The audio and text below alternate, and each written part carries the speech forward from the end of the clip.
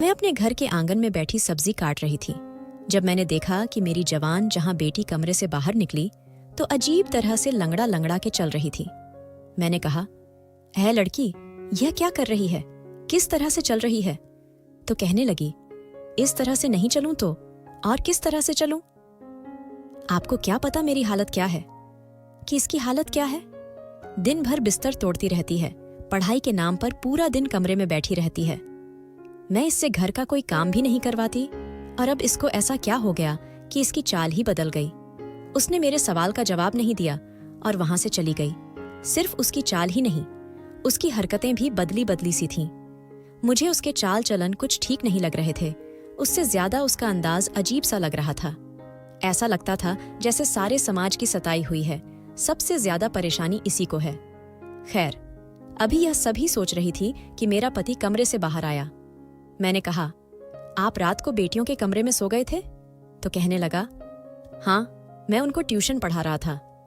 तो वहीं पर सो गया और अजीब तरह से आंगड़ाई लेने लगा। मैंने कहा, आपको जवान बेटियों के कमरे में सोने की क्या जरूरत थी? मुझे तो लगा कि आप सुबह उठकर काम धंधे पर चले गए।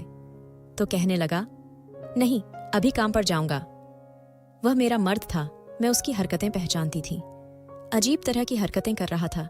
ऐसे लगता था जैसे उसने बहुत अच्छी रात गुजारी है। मेरी बेटियां आजकल कुछ अजीब सी रहती थीं।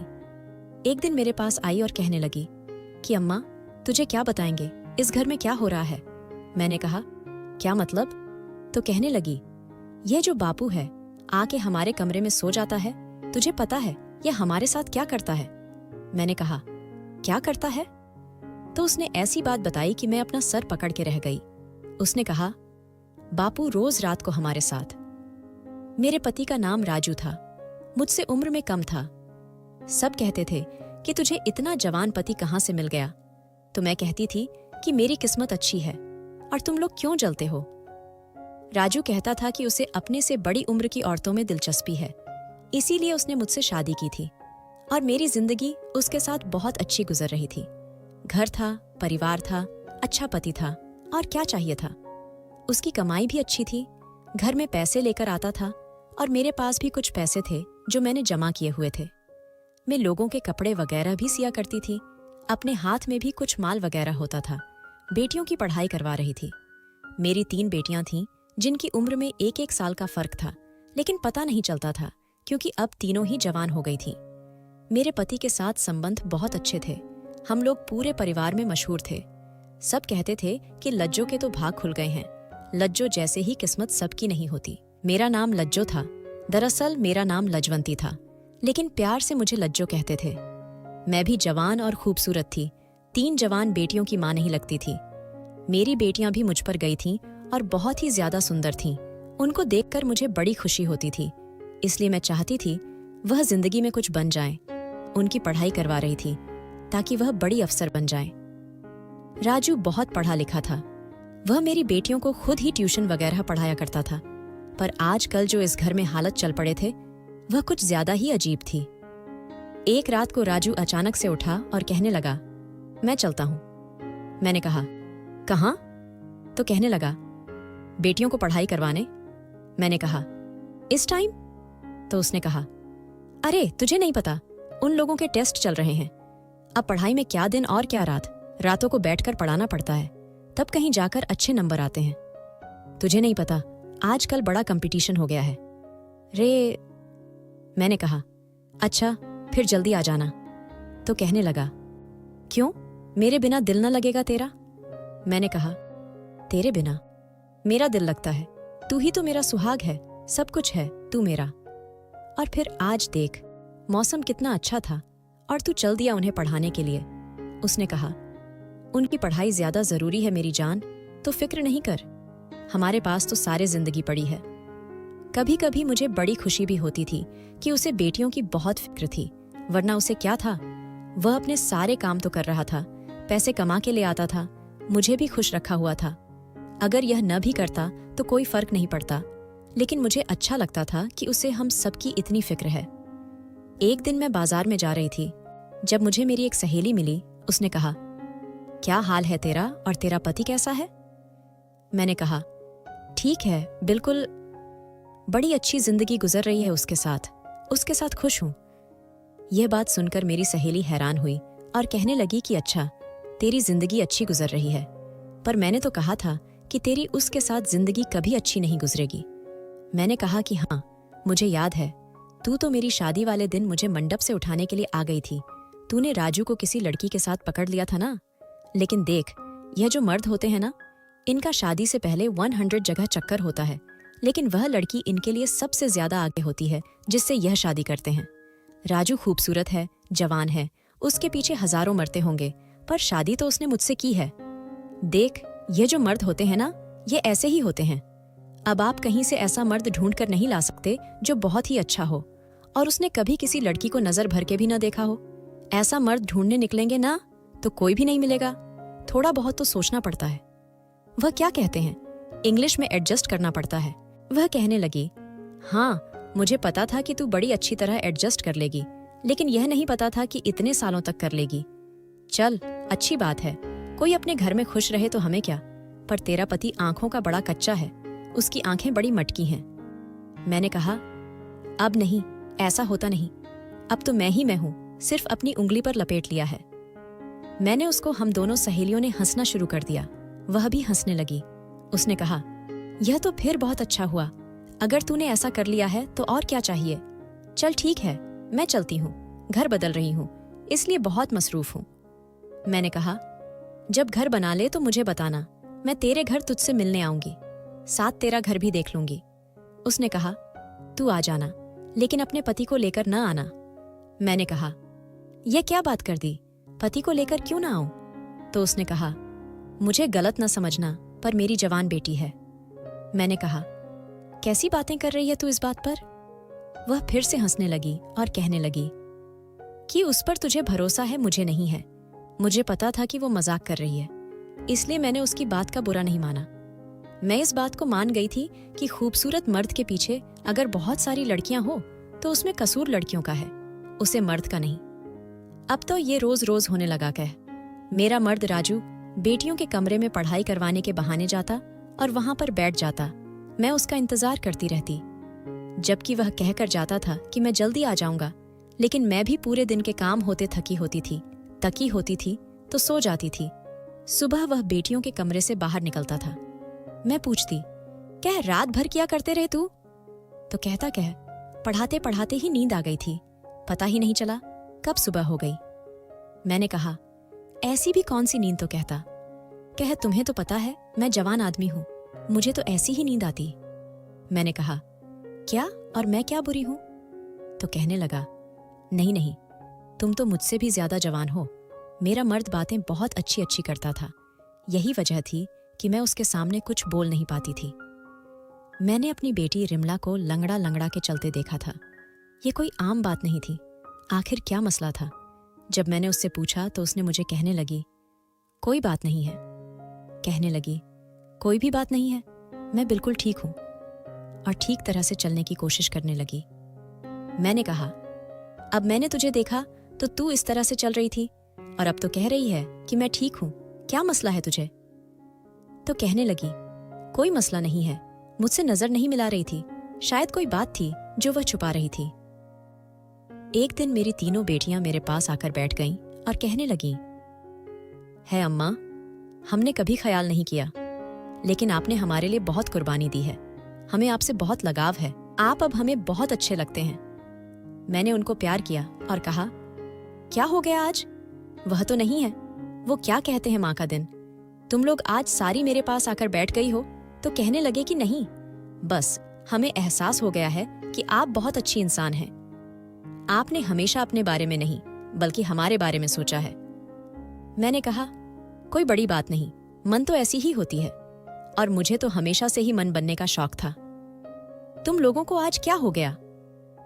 थोड़ी देर बाद में देख के हैरान रह गई कि वह तीनों ही रोने लगीं, लेकिन जैसे ही राजू वहां पर आया और उसने उन तीनों को देखा तो वह फौरन अपने आंसू साफ करने लगे।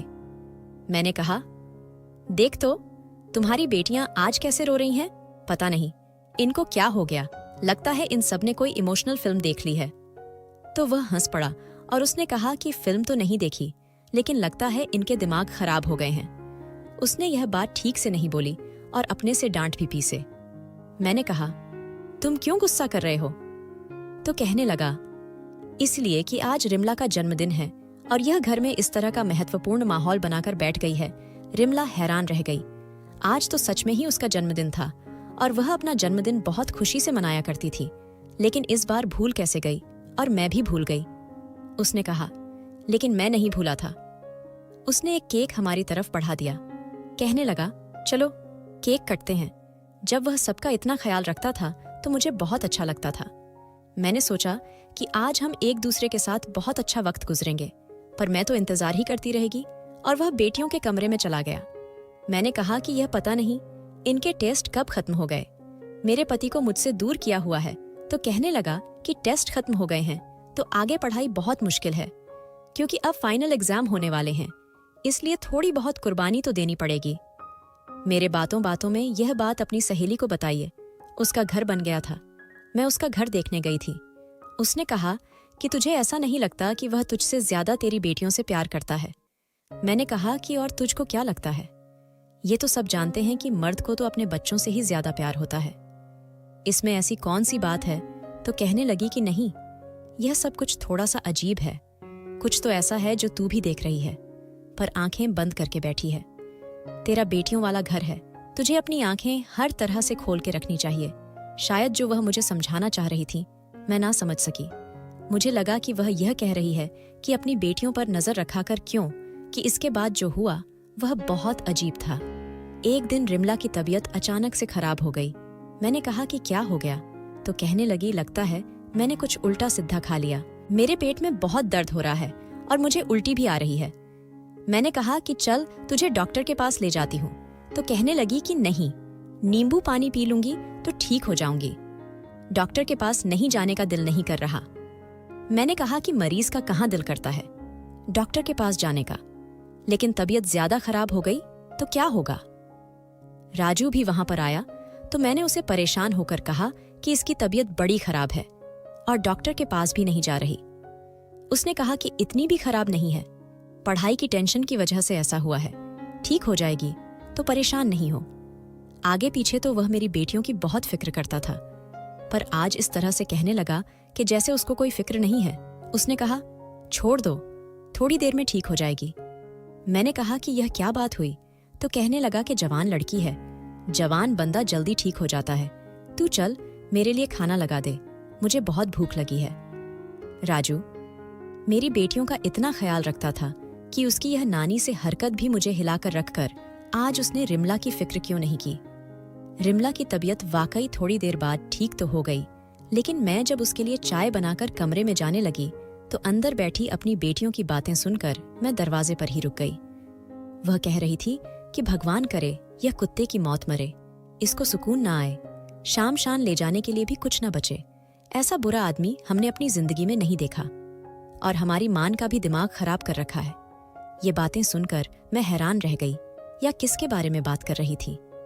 मेरी छोटी बेटी ने कहा कि उसको छोड़ अपने बारे में सोचने, रिमला क्या होगा? अगर माँ को यह बात पता चल गई तो वो तो जीते जी मर जाएगी। रिमला कहने लगी कि दिल करता है मैं ही खुदकुशी कर लूं। अब मैंने सोच लिया कि मैं सीधे अंदर चली जाऊंगी और इन सब से पूछूंगी कि ये क्या बातें कर रही हो, लेकिन इससे पहले मुझे राजू ने बुला लिया।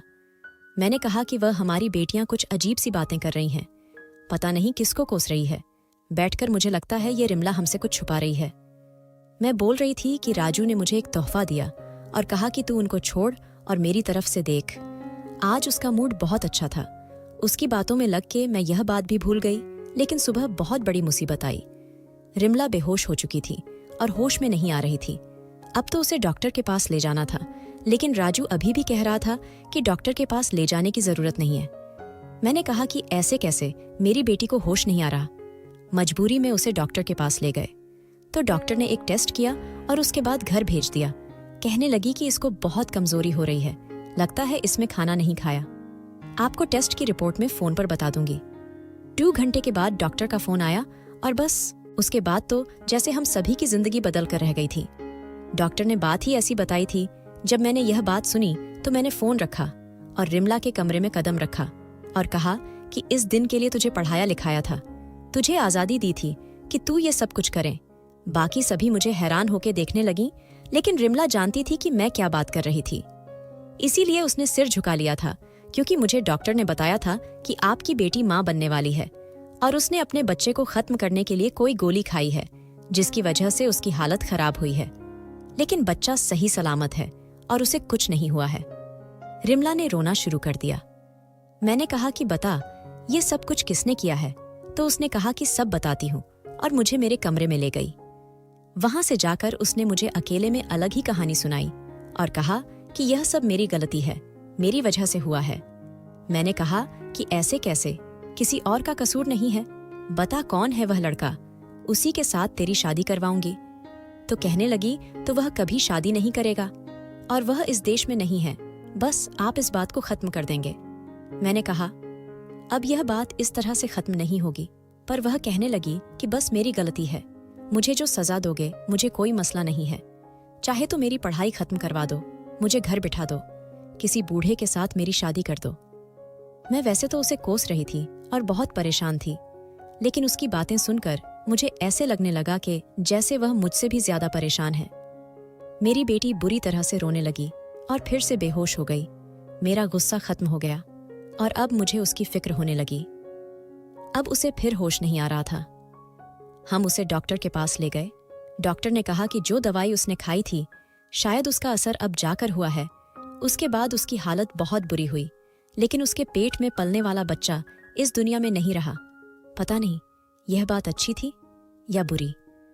मैं उससे बात कर बार पूछ रही थी कि यह किसका पाप है, लेकिन वह नहीं बता रही थी। उसने अपनी जुबान पर ताला लगा रखा था और मुझे उसकी आंखें बता रही थीं कि कोई बहुत बड़ी वजह है।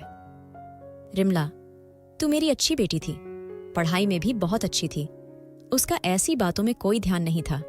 वह सबसे बड़ी थी, खूबसूरत थी, समझदार थी। फिर अचानक से वह यह सब कैसे कर सकती थी? मैं बहुत परेशान थी। जब रात हुई तो मैंने देखा कि मेरा पति मेरे कमरे में आया और आते ही मुझ पर हाथ उठाना शुरू कर दिया। मुझे बुरी तरह से मारने लगा। मैं चिल्लाने लगी, लेकिन मुझे कोई बचाने नहीं आ रहा था।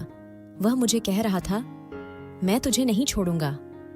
मैं हैरान थी कि आखिर मेरी गलती क्या है, मैंने किया क्या है, लेकिन वह नहीं रुक रहा था। उसने मेरी हालत खराब कर दी और मैं अचानक से चीख मारकर उठी। तब मैंने देखा कि राजू सो रहा था और ये एक सपना था। वह भी आ गया। उसने कहा, क्या हो गया? मैंने कहा, क्या मैंने बुरा सपना देखा है? उसने कहा, तुझे अब तक इस तरह के सपने आते हैं तो इस सब के बाद भूल क्यों नहीं जाती? मैंने बताया कि जब मैं परेशान होती हूँ तो मुझे ऐसे सपने आते हैं। तू भी क्या सोचता होगा ना, हमारे घर भी कैसी मुसीबत है, रिमला ने इतना बड़ा कदम कैसे उठा लिया? उसने कहा, मैं कुछ नहीं सोचता हूँ, आजकल ये सब कुछ बहुत हो रहा है, बस तू भगवान का शुक्र अदा करके बात यहीं पर खत्म हो गई। उसकी हालत भी अब पहले से ठीक है और वह मामला भी खत्म हो गया, नहीं तो हम किसी को मुंह दिखाने के काबिल नहीं रहते। मैंने कहा कि अब कौन सा मुंह दिखाने के काबिल रहे हैं, पता चल जाता कि आखिर ये सब कुछ किया किसने है। उसने कहा, कह पता चल जाता तो क्या हो जाता, कोई भी अपनी गलती की जिम्मेदारी लेने को तैयार नहीं होता, लेकिन तू शुक्र करके जो होना था हो गया। अपनी बाकी की बेटियों को संभाल कर रखना होगा। मैंने कहा कि अब उसको पढ़ाएंगे नहीं, बस इस दवा परीक्षा में बैठा कर, उसके बाद सब खत्म। तो उसने कहा, नहीं नहीं, इसमें उसकी कोई गलती नहीं है। मैंने कहा, कह तुम्हें उसकी इतनी फिक्र क्यों है? तो वह कहने लगा कि फिक्र नहीं करूं तो क्या करूं। मैं अपनी खुशी सहेली के घर गई और परेशानी में उसको सब कुछ बता दिया। वह थोड़ी सी उलटी सी की बातें जरूर करती थी, लेकिन थी तो मेरी अच्छी सहेली, बहनों जैसी थी। उसने कहा, मैं तुझे पहले ही कह रही हूं कि मसला बाहर नहीं, तेरे घर के अंदर ही है। मैंने कहा, कह तू क्या कहना चाहती है, मुझे खुलकर बता दे। उसने कहा, मैंने खुलकर कुछ नहीं बताना, लेकिन तुझे खुद ये सब कुछ समझना होगा। देख, तेरे घर में कौन है, तेरी बेटियां कहाँ जाती हैं, उनके कमरे में कौन आता जाता है, कौन है ऐसा जो उनके साथ यह सब कुछ कर सकता है। तुझे बहुत बारीकी से हर बात के बारे में सोचना पड़ेगा, तब जाकर तू यह पता कर पाएगी कि यह सब कुछ किसने किया है। नहीं तो इसी तरह सोच सोच कर ही पागल हो जाएगी, लेकिन मिलेगा कुछ नहीं। वह ठीक कह रही थी। कोई तो ऐसी बात थी जिसको मैंने देख नहीं रही थी। मैं आजकल बहुत परेशान थी, जब मैं एक दिन राजू को किसी से फोन पर बात करते हुए सुना, वह कह रहा था, मैं तो स्वर्ग में रहता हूँ, मेरे साथ बहुत अच्छा हो रहा है, मेरे आसपास तो परियां ही परियां हैं। इस बात पर वह हंसने लगा। एक तरफ हमारे घर में इतना बड़ा तूफान आया था कि अभी तक कोई भी नॉर्मल नहीं हो पाया, तो दूसरी तरफ यह इतना खुश होकर कैसे बातें कर रहा था। कहने लगा, औरत बड़ी झाली होती है तो कोई है ही नहीं, और मेरी वाली से बड़ी पागल तो कोई है ही नहीं। मैं अचानक से कमरे के अंदर चली गई तो उसने फोन बंद कर दिया। मैंने कहा, किससे बात कर रहे थे? तो कहने लगा, वह मेरी मौसी है ना, गोरखपुर वाली, उससे बात कर रहा था।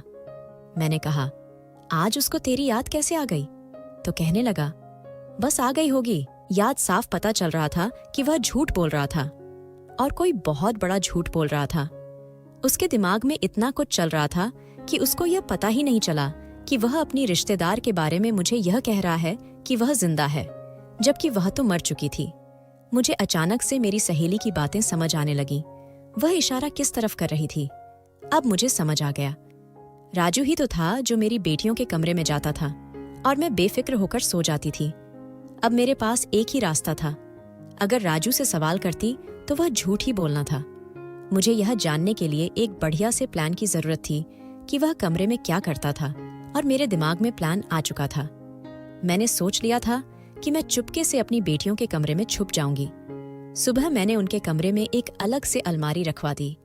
वह कहने लगी, क्या अम्मा, इस अलमारी को यहाँ क्यों रख रही हो? तो मैंने कहा, तो बाहर जगह नहीं है इसलिए। मेरा इरादा उसी के पीछे छुपने का था, क्योंकि अगर मैं उसके पीछे छुपी होती तो किसी को पता न चलता कि मैं वहां पर खड़ी हूं। शाम हुई तो मैंने आज उसे कहा कि मैं अपनी सहेली के घर जा रही हूं। उसके घर में जागृता है, माता रानी की पूजा है, रात वहीं पर गुजरूंगी।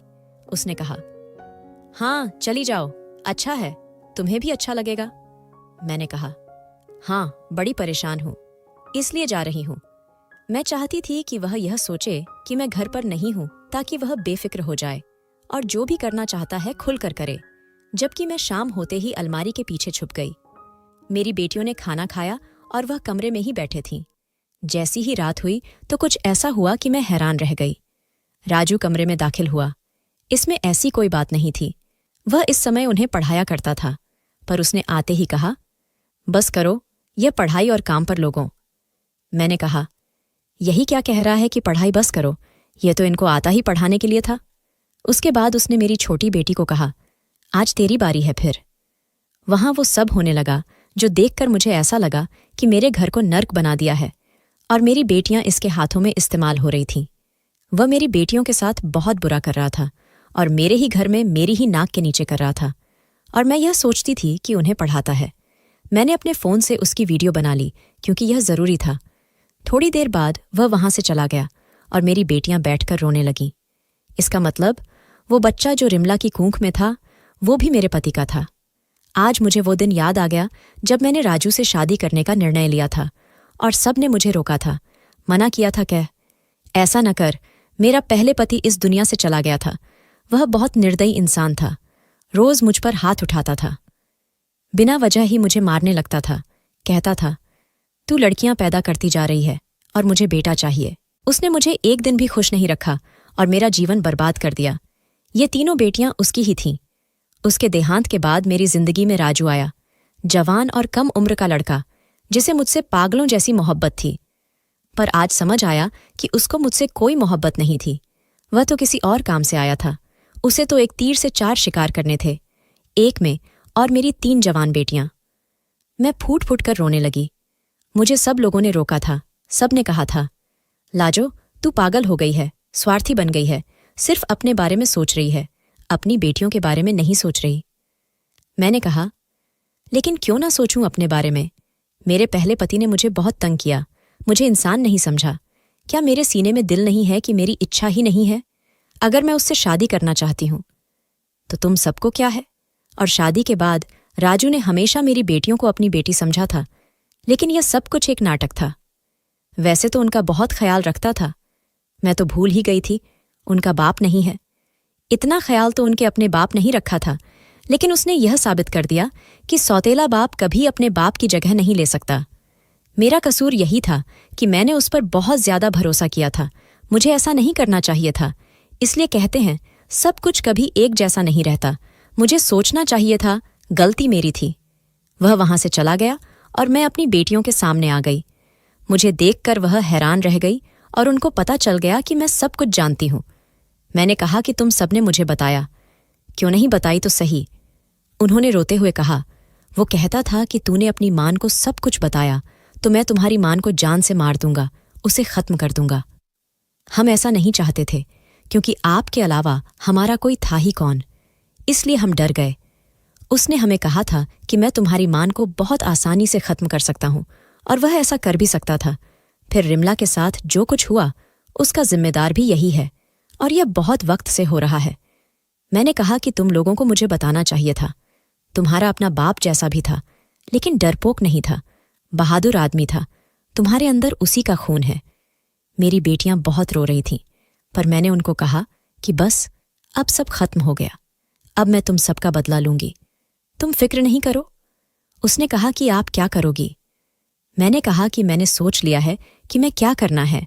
तुम लोग अपना सारा सामान लो, अपने स्कूल जाओ, जाने की तैयारी करो, क्योंकि हम यह शहर हमेशा के लिए छोड़कर जाने वाले हैं। 1 हफ्ता है तुम लोगों के पास अपनी तैयारी करो, पर किसी को बताना नहीं।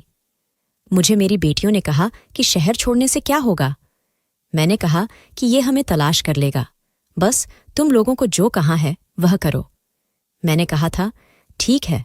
मैंने जो वीडियो बनाई थी वह मेरे पास सबूत था। मैंने पुलिस स्टेशन में जाकर रिपोर्ट करवानी थी और साथ उनको वीडियो भी देनी थी।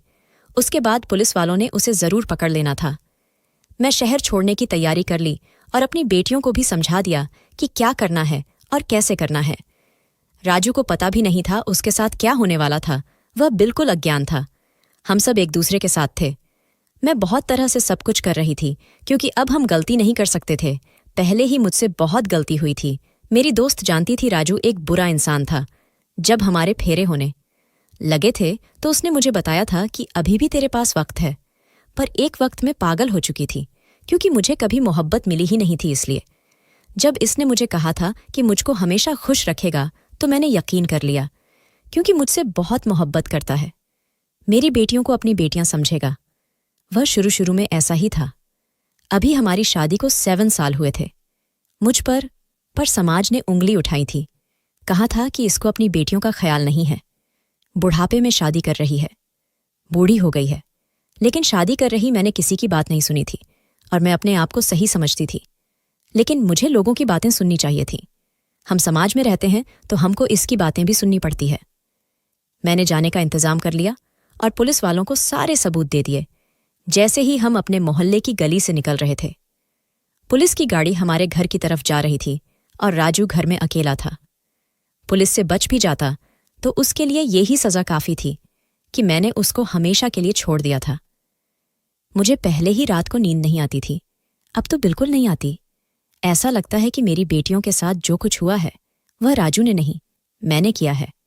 हम दूसरे शहर में आ गए हैं। मेरी बेटियों की पढ़ाई पूरी हो गई, नौकरी करती हैं, और मैं भी अपना घर चलाती हूँ।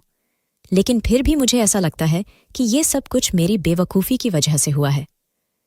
अपने आप को बहुत बुरा भला कहते हूँ। रात को नींद नहीं आती है, बस जिंदगी इसी तरह गुजर रही है। दिल करता है कि जान दे दूंगी अपनी बेटियों के लिए, जिन्हें मुझसे बहुत मोहब्बत है।